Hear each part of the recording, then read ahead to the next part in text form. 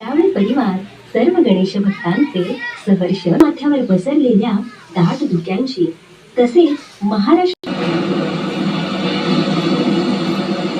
कधी हलका तर कधी विजेच्या गडगडाटासह पडणारा धो-धो पाऊस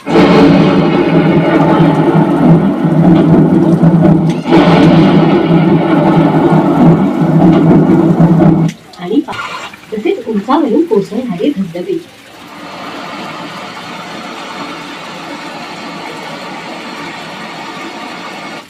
डोंगराच्या कुशीत बसलेली कोकण पावसाळ्यात पाहण्याची मजा काही औरच. मंडळी, कोकण हा प्रदेश तसा इतर प्रदेशांच्या तुलनेत कमी प्रगत. जॉर्ज फर्नांडिस आणि मधु दंडवते यांच्या यशस्वी प्रयत्नाने सन 1991 साली ट्रेन म्हणजेच आगगाडीची एंट्री झाली.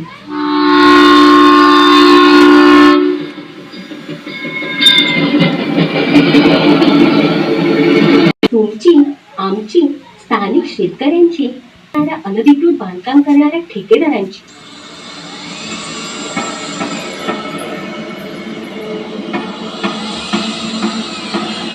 किंवा या डेव्हलपमेंटच्या नावाखाली होणाऱ्या वृक्षतोडीची असे अनेक प्रश्न उपस्थित. आपल्या कृषी प्रधान भारतात नव्हे तर महाराष्ट्रात किती कृषी विद्यापीठे आहेत, ती कुठे आहेत किंवा त्यांचा भूमिपुत्र शेतकरी असणाऱ्या कोकणी माणसाला काही उपयोग आहे का? तर मंडळी, लांब कशाला, आपल्या जवळच दापोली तालुक्यामध्ये एक कृषी विद्यापीठ आहे, डॉक्टर बाळासाहेब सावंत कृषी विद्यापीठ. हे विद्यापीठ काय करतं, आपल्यापैकी किती जणांना हे माहीत आहे किंवा याचा आपल्याला काय उपयोग आहे का? तर मंडळी, कोकणातील शेती, पशुसंवर्धन आणि मत्स्य व्यवसाय यांचा विकास करून येथील ग्रामीण लोकांची आर्थिक उन्नती करण्यास मदत व्हावी या उद्देशाने महाराष्ट्रात कशी करावी व त्यापासून होणारे फायदे याचं महत्त्व पटवून द्यायला हवं.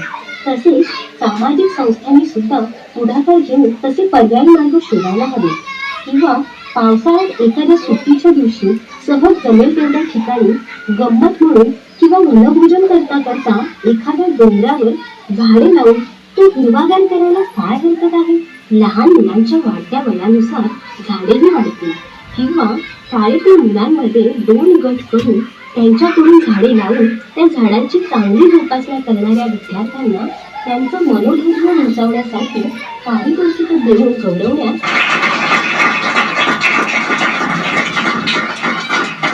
काय गरज आहे?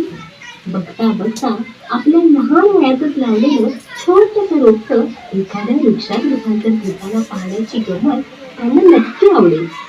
यात भविष्यात हेच प्रोत्साहित विद्यार्थी फळबागा, फुलबागा, नर्सरी